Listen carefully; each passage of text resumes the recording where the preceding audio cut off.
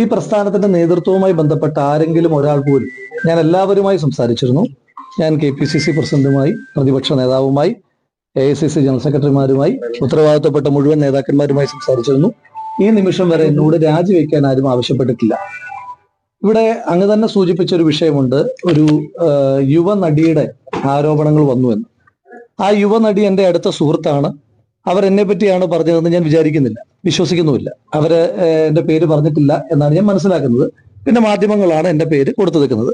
അവരെൻ്റെ അടുത്ത സുഹൃത്താണ്. ഈ അടുത്ത കാലം വരെയും നല്ല കമ്മ്യൂണിക്കേഷൻ, ഈ അടുത്ത കാലം എന്ന് പറഞ്ഞാൽ കമ്മ്യൂണിക്കേഷൻ കട്ടായിട്ടില്ല, വളരെ അടുത്ത സുഹൃത്താണ്. അപ്പൊ അതുകൊണ്ട് അവരെന്നെ പറ്റിയിട്ടാണ് പറഞ്ഞത് എന്ന് ഞാൻ വിചാരിക്കുന്നില്ല. നമുക്ക് നല്ല സൗഹൃദങ്ങളുണ്ടല്ലോ. ആ സൗഹൃദങ്ങളുടെ ഭാഗമായിട്ട് അവരെന്റെ സുഹൃത്താണ്, ഇപ്പോഴും അടുത്ത സുഹൃത്താണ്.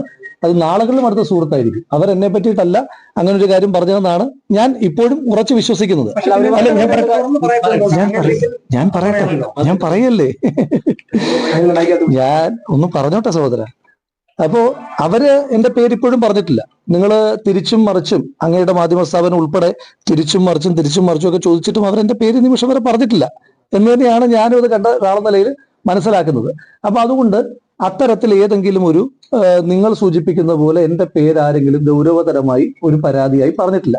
പിന്നെ ഇപ്പോഴും എന്റെ ഉറച്ച വിശ്വാസം, ഇപ്പോഴും എന്റെ ബോധ്യം, ഞാൻ ഈ രാജ്യത്തെ നിയമ സംവിധാനത്തിന് വിരുദ്ധമായി, ഈ രാജ്യത്തെ ഭരണഘടനയ്ക്ക് വിരുദ്ധമായി ഏതെങ്കിലും ഒരു പ്രവൃത്തി ഇന്നത്തെ ദിവസം വരെ എന്റെ ഭാഗത്തുനിന്ന് ഉണ്ടായിട്ടില്ല.